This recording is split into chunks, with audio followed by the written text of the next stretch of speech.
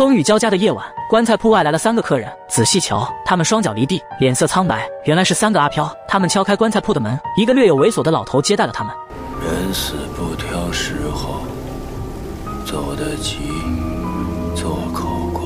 听闻有生意上门，便把他们迎了进去。老头是刚喝了上头水吗？竟没有发现他们的诡异。老头询问他们对于棺椁有何要求，逝者身高体态如何。身态和你差不多，给自己用，当然是要用上好的棺木。中间的阿飘又说要用朱砂上漆，老头心里明白这些要给横死人用的，由于行业忌讳，便没有过多询问。见钱眼开的老头便应了下来，于是往碗中置了3个骰子，点数多少就意味着多少钱。腰缠万贯的阿飘怎会在意碗中骰子点数，拿出1袋钱就给了老头，表明这30大洋是定金，事后还会支付70大洋，这可给老头乐开了花。屋外电闪雷鸣，3个阿飘便想着与老头赌2把。嗜赌如命的老头怎能听得了这？此时的老头还不知道自己将要遭遇什么，几局下来就输了29块大洋，看来老头今年得喝西北风了。这时老头的养女起来解手，惊恐地发现那3个阿飘身下居然没影子。几天过后，棺材铺中来了一位算命先生讨水喝，先生一眼就看出老头面露凶相，命不久矣，拉住老头就问最近有无事情发生。心中发毛的老头便一五一十地把午夜阿飘来买管的事情告知了先生。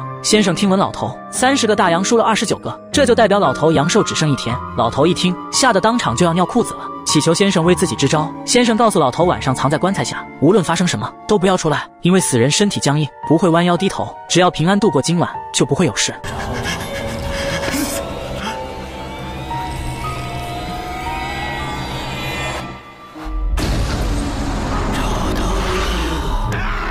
当天夜里，就有人看到老头站在井前，对着井笑。天刚蒙蒙亮，就有人发现老头死了。最终那个朱砂棺用在了自己身上。这个男人竟扎了个纸人当老婆，母胎单身的他从未感受过爱情，抱着纸人在大街上炫耀起来。算命先生好言劝说，那玩意儿可不是给活人用的。上了头的男人怎能听得了劝？生来倔强的先生当即让男人随便写个字，帮他测测。男人则随手写了个1，准备递给先生。怎料一阵阴风将纸吹到了隔壁肉摊上，纸的下方还有一把匕首。先生一看，顿感不妙，正好是酉时，夕阳西下，这1字下边一西一壁，那不就是个死字吗？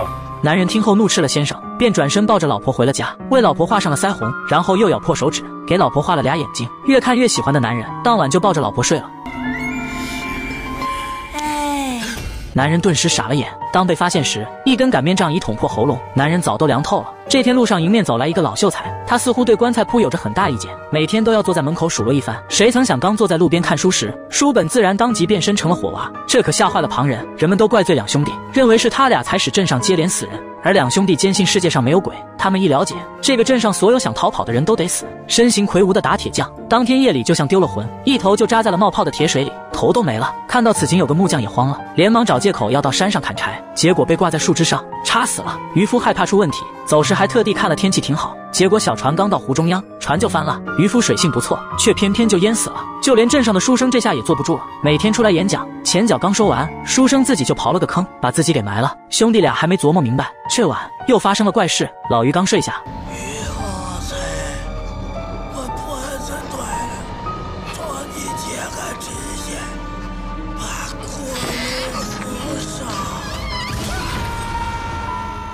天亮后，人们发现他挂在了三姑家门口，身上还有无数根蜘蛛网。人们听到这个消息后，再次认为是2兄弟不祥，都避而不及。2兄弟拉着路人就要问清楚。谈话间，一男子着急地跑过来，称自己的媳妇不见了。女人浑身滴水，手里拿着火把，站在刚没脚腕的溪水中。离奇的是，女人却是淹死的。这诡异的死亡让人们更加确定是2兄弟带来的厄运，想要打死他们。好在师爷及时赶来，才得以制止。然后将2兄弟带到石头寺中，说这里邪祟莫近，让2人住在这里。进去之后，兄弟俩就趴在桌上睡着了。醒来后，身边却少了一个人。他颤颤巍巍地打开一个门，映入眼帘的却是阴阳路，竟看到了死去的男人就站在他眼前。等到黑衣人来接手时，却看到兄弟俩已经吊死在寺庙门口了。天亮后，镇里正在举行庆祝仪式，镇长刚要讲话，兄弟俩却从棺材中爬了出来，大家却被眼前的一幕吓坏了。兄弟俩招呼大家坐下，说着他俩准备给大家讲个故事。原来镇长年轻时是一个土匪头子，坏事做多了的他竟想要从良，于是他就趁着前镇长外出把他害死了，又怕事情败露，什么阴阳镇禁忌生人勿近，活人莫出，都是镇长布的局。比如自然而死的老秀才，是镇长派人偷偷的往衣服上撒了磷粉，然后又找人假装送火，从老秀才身旁经过，将面粉与白磷粉撒在他身上，磷粉遇热就着，面粉遇火就燃，然后一个大活人就活活的被弄成了烤肉。比如用纸人当老婆的男人，是源于三姑的毒蘑菇，从而产生了幻觉。再比如溺水死的女人，因为在茶摊听到了不能听的，害怕轮到自己，可镇长怎么会放过她呢？女人的手臂后颈都有被掐的痕迹，之所以能站在水里，也是因为有人挖了坑。而三姑则是镇长的台前傀儡，所有的死者都是镇长派人杀死的。被揭穿的镇长恼羞成怒，掏出双枪，左一枪打死三姑，右一枪打死老先生。在他陷入疯狂时，小兄弟向镇长撒了毒蘑菇，吸了毒蘑菇的镇长进入了幻境，看到所有死去的人向他索命。等到清醒后，看到自己的女儿死于自己枪下，悲痛欲绝的他饮弹自尽了。阴阳镇从此恢复了正常，所以害怕的从来都不是鬼神，而是人心。